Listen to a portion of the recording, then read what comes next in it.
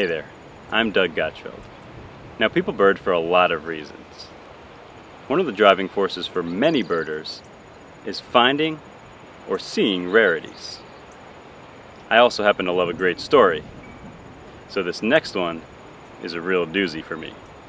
It's an improbable story of an incredible rarity.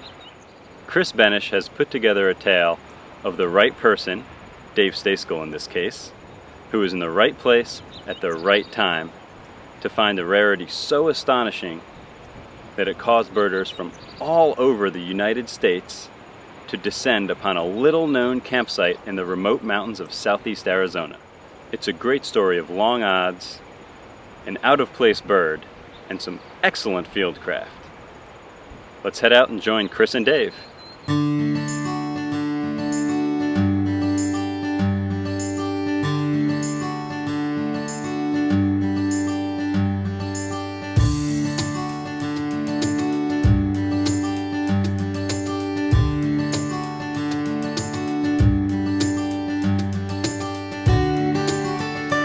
One of the most exciting birding events of 2016 was the discovery of the first United States record of Pine Flycatcher at Aliso Spring in the Santa Rita Mountains of southern Arizona.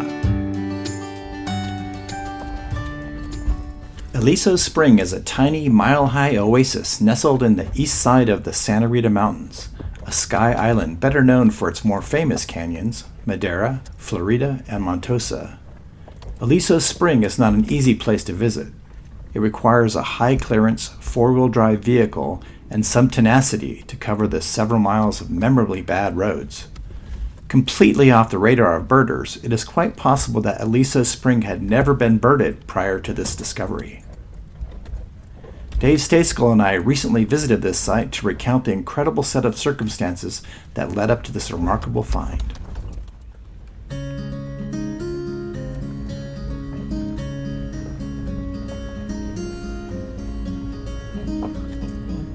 Pine Flycatcher is a member of the genus Impidinax, a notoriously challenging group of similar-looking species that often leave birders scratching their heads.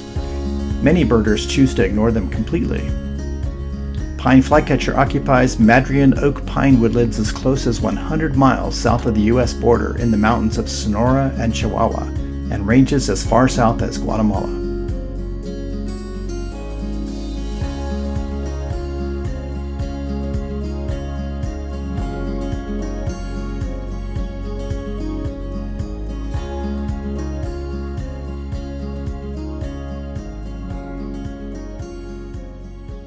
Got here on the 27th in like 10 o'clock in the morning, something like that, and set up our camps. And probably 15 minutes after we set our tents up, we heard another vehicle coming down the road, which was remarkable in itself. But we waited here in this campsite, which is actually, you can see it's pretty small. It's really not going to accommodate very many campers. Yeah. But we stood here and watched as this big 8-passenger SUV came in towing a trailer. A trailer? Yeah, towing a trailer. And I'm sure this guy had his heart set on spending Memorial Day weekend here with his family, and assuming that no one else would be here. But we were here, so we had staked our claim, and so he just drove in and turned his vehicle and his trailer around and drove out with Doug and I smiling and waving the whole time. But if we had gotten here like a half hour later, that would have been, tables would have been turned and we would have been turned away. And we never would have been here, and no pine flycatcher would have ever been found. But, Remarkable. Yeah. Luck is everything. So what was the experience? So how did the discovery take place? Well, the discovery took place on the morning of the 28th after Doug and I had gotten up. Doug is a non-birder friend of mine. Good guy. But he's not into the birds like I am. But I got up and we had breakfast together, and I wanted to go do some birding around here just to see what was around. And finished breakfast, and I heard heard a number of things singing here and calling. One of the things that stuck out was an Impidinax call note, a little wit note. Right. And May 28th is awfully late in the season to hear a wit note in this habitat, especially. Right. So I figured I better find out what this thing is. I was assuming it was going to be either a lake gray or a dusky, maybe even a willow flycatcher out of habitat. So it started calling over here on the hillside, just across the creek. And I never actually did spot it over here, and lost track of it for a little bit, but picked it up again, picked up the call note again just down the road. So I got my my SLR and my recording equipment ready, which I amazingly brought on this camping trip. I wouldn't normally have done it, but I was actually pretty convinced that a place like this might actually have something good in late May, like a fantail warbler. So I was prepared to document a fantail warbler. So anyway, I got my gear, and Doug stayed here in the campground, and I walked on down the road and tried to follow this unknown wit call down the road, trying to track down see what it was. Mm-hmm. And first found it on the hillside just around the corner down here, about 100 yards away. And first got a look at it, and the visual didn't really make sense in my head. I was expecting it like a willow or a gray. Sure. And it didn't appear to be either one of those. And it certainly wasn't a willow. So I started scratching my head thinking, what the heck is this thing? Maybe least? Didn't look right for a least.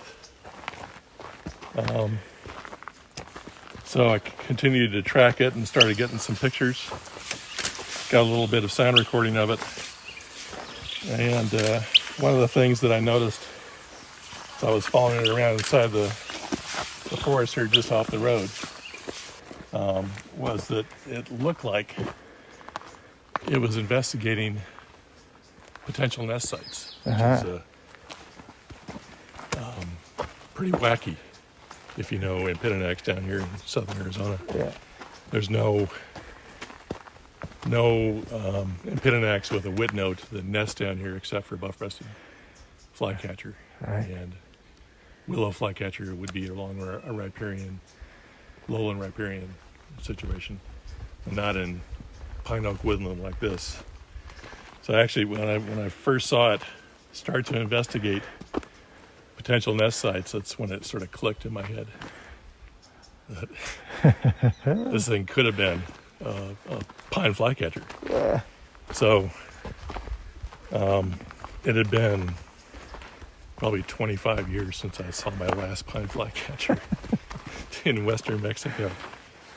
And all the ones that I remember seeing were really quite yellow below, including the throat. I mean, they look like Cordilleran flycatchers, but with wit notes. And so I was really clued in to try and see if this bird had a yellow throat.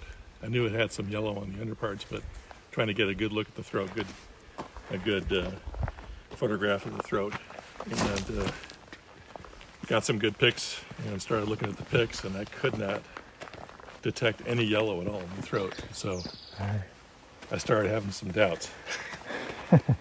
I kept on clicking away with my camera, getting more sound recording, and I probably followed this thing around for a good hour and a half. Mm-hmm.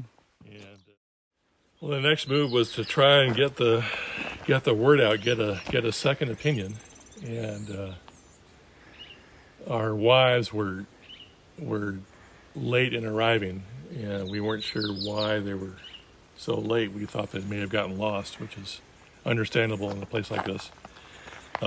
Doug's wife Jill hadn't been in here for years, and my wife Julie had never been here, so chances were pretty high that they had gotten lost. So Doug and I, late in the morning, set out on this road back towards the main Gardner Canyon Road to see if we could find them. And there was, I think, one spot on this road where I had cell coverage. So I took a picture with my phone of the camera screen of what I thought was the best, most representative picture of this flycatcher, and sent a text off to Chris Benesh, who's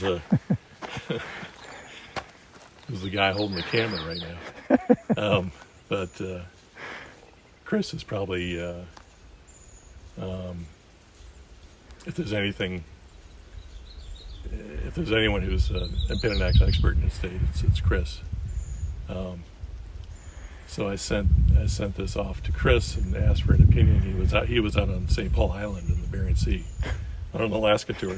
Inconvenient. Yeah, so I wasn't expecting to get a response right away. So I just sent it off, and there's a little wood note. Anyway, I'm initially I was pretty excited. I was convinced at the time, especially after it was investigating nest sites. Or that's how I interpreted the behavior. I thought it had to be a pine flycatcher. So I was pretty excited, and couldn't exactly share it with Doug. He wouldn't have gotten it.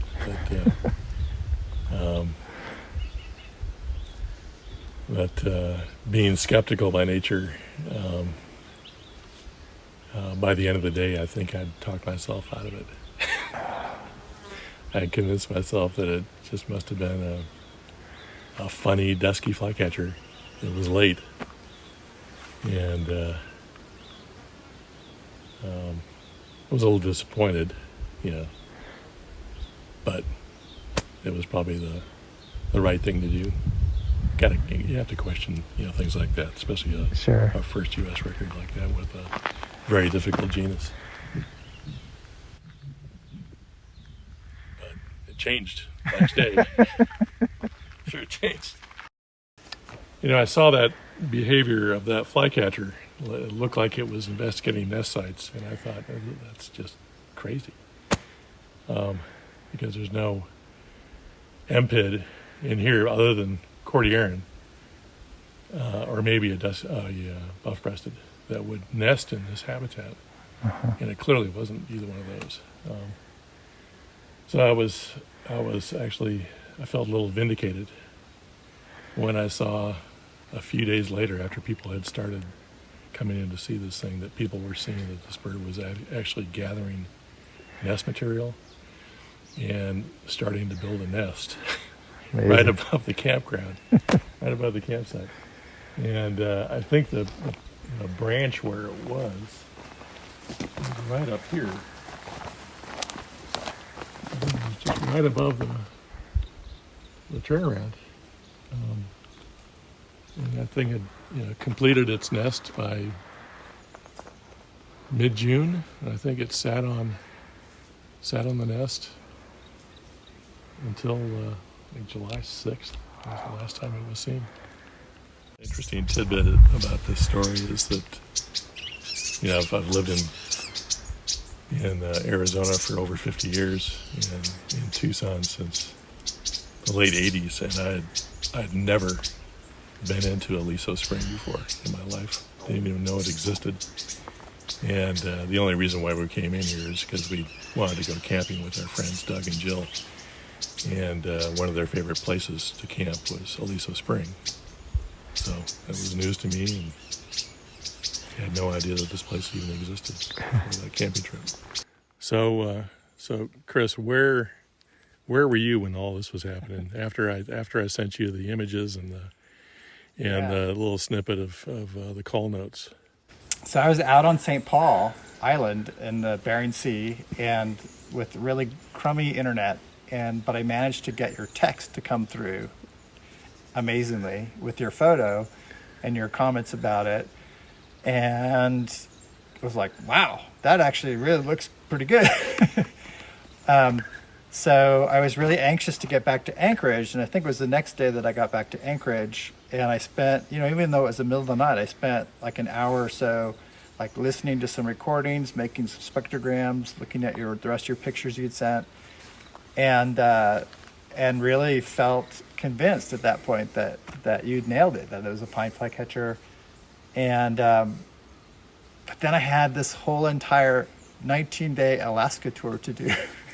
so I was like, I really want to see this pine flycatcher, and but had to like, not had to. It was an amazing place to be, but you know, it was like watching every day, fingers crossed that this pine flycatcher was gonna stick around long enough until I got back on the 13th of June, on the 12th of June. It was probably a big relief for you to see that it was gathering nest material and starting to build a nest. For sure. It's like, there's a chance it's going to stick around. Yeah.